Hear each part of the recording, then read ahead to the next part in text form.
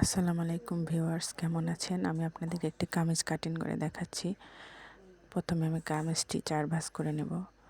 তারপর লম্বার মাপ নেব 44, কাঁধের মাপ হচ্ছে 7.5 নেব। তারপরে বগলের মাপ নিচ্ছি 7.5। তারপরে দাগ টেনে নিচ্ছি। এখন আমি বগল থেকে 7 করে নেব। এখানে 7, ওখানে 7। এখন মাঝখানে যেটা হবে এটা হচ্ছে কোমর, আর ওটা পিছন, নিচেরটা হচ্ছে মাজা। ঠিক আছে, বডি অনুযায়ী এটাই হয়। তো আমি এখন বডির মাপ নিচ্ছি। বডির মাপ হচ্ছে 48, 4 ভাগের 1 অংশ হচ্ছে 12 আসে। আমি যার জামা বানাচ্ছি তার বডি হচ্ছে 48, তো আমি 12তে দাগ টেনে নিচ্ছি, আর 1 ইঞ্চি হচ্ছে সেলাইয়ের জন্য। এখন মাজার মাপ নিতেছি। মাজার মাপ নিচ্ছি। মাজার হচ্ছে 22, 11 দুগুণে 22। এখন আমি এখানে নেব 25। ঠিক আছে, মাঝখানে হচ্ছে 22, 1 ইঞ্চি এক্সট্রা নিচ্ছি। মাজা হচ্ছে 25, আর ঘের যা দিতে চাই তাই দেবেন, কিন্তু এখানে 3 পিস এখানে কম আছে, তাই আমি কম দিচ্ছি। এখন আমি দাগ টেনে নিচ্ছি। এখন এখানে আমি 1.5 ইঞ্চি পরিমাণ দাগ টেনে এখানে আমি শেপ দিয়ে নেব।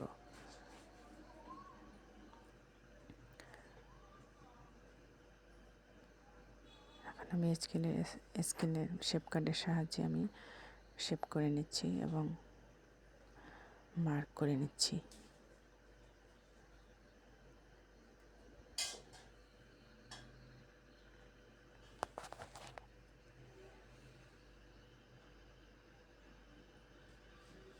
এখন আমি সমান করে কেচি দিয়ে কেটে নেব।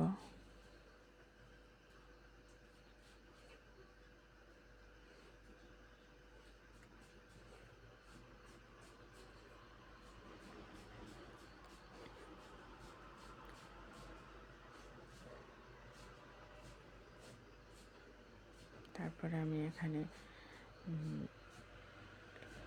কেটে পরে আমি কাঁধের এখানে আবার একটু ডাউন দিতে হবে 1/2 ইঞ্চি পরিমাণ। কাঁধের এখানে 1/2 ইঞ্চি পরিমাণ ডাউন দিতে হবে।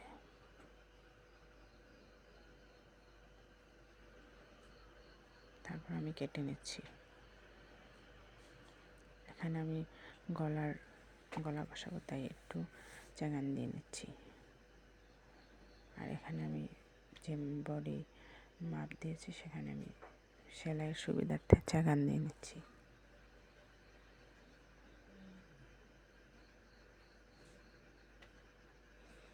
তিন জায়গায় আমি চাগান দিয়ে নেব।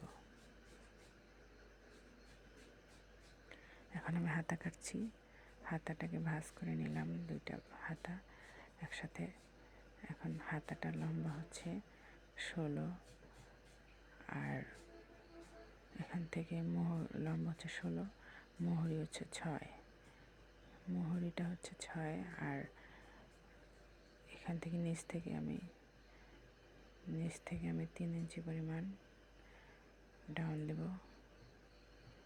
এখান থেকে 3 ইঞ্চি পরিমাণ ডাউন দিচ্ছি। পরে আমি স্কেল দিয়ে কেটে নিচ্ছি।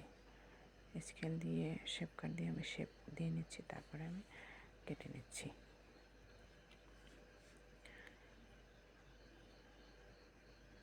দেখুন, তো আপনারা যারা পারেন না তারা এখন দেখে শিখে নিন। আশা করি ভালো লাগলো। আমি নেক্সট এটা সেলাই করে দেখাবো আপনাদেরকে। ধন্যবাদ সবাইকে। আসসালামু আলাইকুম।